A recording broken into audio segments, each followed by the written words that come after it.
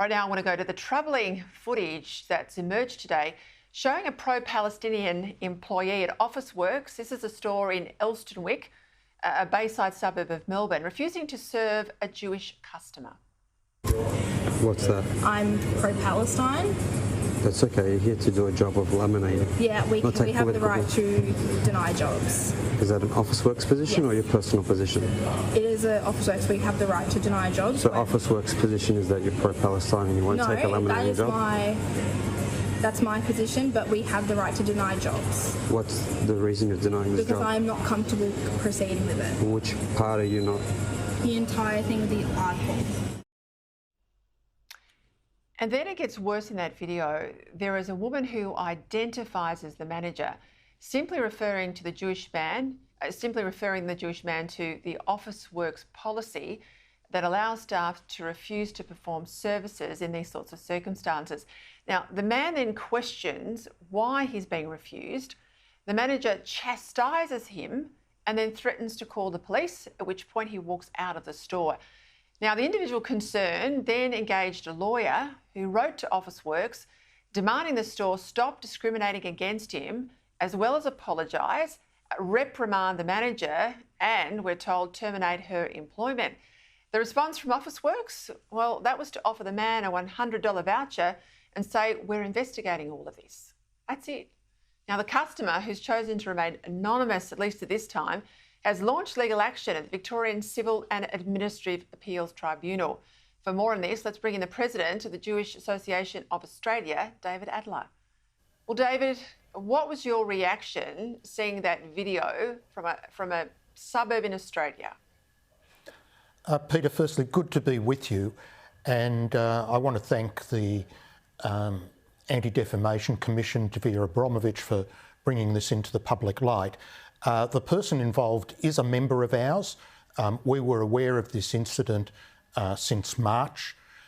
He's kept it quiet, hoping that legal process would provide a resolution. And let me tell you, it's not the only incident out of that store. But I'll give you two reactions. The first is that everyone should be absolutely shocked. Denial of service to Jewish people is a Nazi strategy. Let's not gloss over it. That is exactly what the Nazis did in the lead up to the Holocaust, to isolate and try to punish en bloc the Jewish people. But the other reaction, if you look closely at the imagery, you'll see that the person who denied the service is wearing a rainbow lanyard. The parent company of Officeworks is Wesfarmers, known as one of the big woke corporate companies in this country. I think they were one of the companies that put a couple of $1 million into the failed Voice campaign.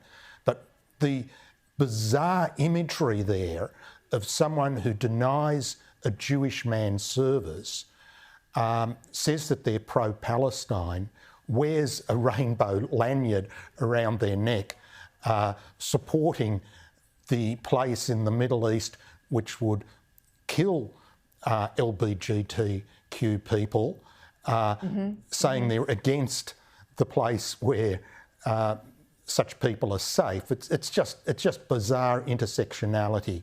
So really dreadful. It is trashing Australia's reputation, incident after incident like this. What horrifies me in all of this, though, David, is it wasn't just actions of a rogue employee. Someone who claimed to be the departmental manager there backed them in and then points to what they regard as a policy of the company to be able to refuse service based on, in this case, religious grounds, I would presume, or Zionist grounds, or whatever grounds they've got. They're pretty flimsy. And you make the point, and you're right, Officeworks is part of Wesfarmers. I mean, this is Kmart, Big W, Coles, Bunnings. I mean, it's a huge conglomerate. I mean, is this Wesfarmers policy across the board? Is it happening in other stores? What do we know? We don't know a lot, but I'll tell you what is really, really troubling, and that is the lack of consequences.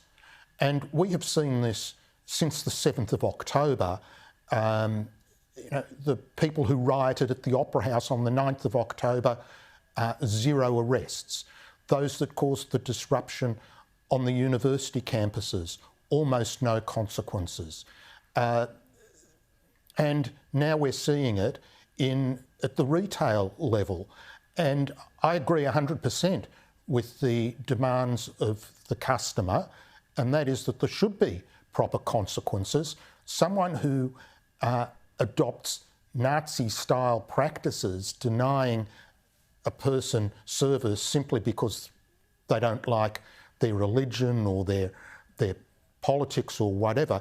I mean, we could fall apart as a society if this spread. We'd have Ukrainians and Russians who are involved in another conflict. We should be denying them service depending on where your views fall, etc., etc. So we need our community leaders, and in this case the corporate management, to make a really strong stand, and they're not doing so, and that's very troubling for Australia broadly. I think this is exactly where Wesfarmers needs to step up, and on behalf of the wider corporation, put a line under this. We learn there's a statement that Officeworks have put out that the employee is still employed in that store by Officeworks. They have, we're told, undergone training. That training and education includes through the Melbourne Holocaust Museum. I don't know, it worries me enormously, David Adler. Thank you for your time.